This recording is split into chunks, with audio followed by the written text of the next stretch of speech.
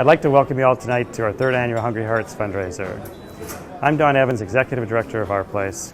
I'm sorry I couldn't be with you tonight, but my daughter insisted that I be at her wedding. This next year, our focus will be on expanding our employment program. The best way to move people out of poverty is to get them jobs and meaningful work.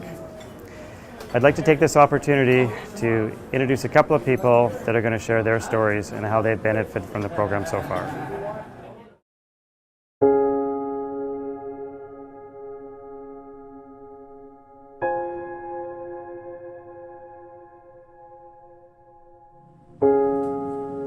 Things started to go sideways for me when I tried to end the relationship with my son's father because he was into a heavy street life, using cocaine, heroin, and he had a hard time ending the relationship. He didn't want it to end.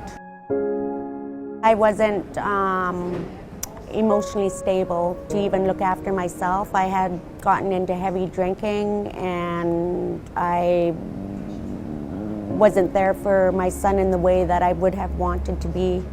And I ended up losing him into government care at 6.5. Emotionally, I was devastated. I was suicidal. How did I get myself into this mess? How do I get myself out of this mess?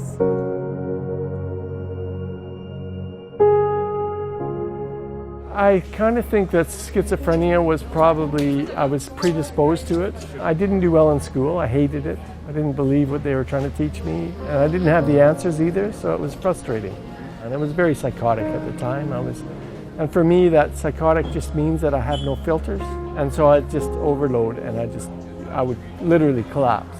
I was passed out in a park somewhere in Vancouver, and some kids phoned the ambulance, and I sort of came to in the ambulance and said, no, I'm fine, I was just tired. So they let me go, and then the next day I passed out again somewhere on the streets of Vancouver, and then the third day after that, they just committed me. They said something else is going on here. Probably saved my life. Street people took me in their arms and started bringing me to Our Place Society, and I was afraid to come here. I was afraid of being judged, but I was struggling. I was hungry. They were just kind of allowed me to be the way I was, and what I was trying to figure out what the hell is going on, right? And it wasn't really until I got here and talked to a psychiatrist that I understood what it was that was happening with me. You know, when people come to Our Place, it takes a lot of courage just to walk through these doors and say, I need help. And then when we hear that, we can then respond and give them the help they need. And so the employment program that we want to really put in place will deal with education and working on those job skills, moving people up, letting people know that they have value and that their skills are appreciated. And as they get that stability in their workplace and stability in their housing, it completely transforms their lives. I've been volunteering here for about 6 years doing the acupressure twice a week. It's part of my mental health, right? I get a session when I give a session, and you know, in a very real sense. So now I work 12 hours a week for pay. This is the first regular paycheck I've had in over 20 years. So it's huge. It's $500 a month that I haven't had for 20 years.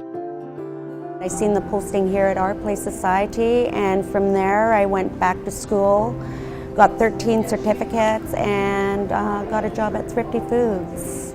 So Our Place provides a roof over your head, at least during the day, and in cold weather all night.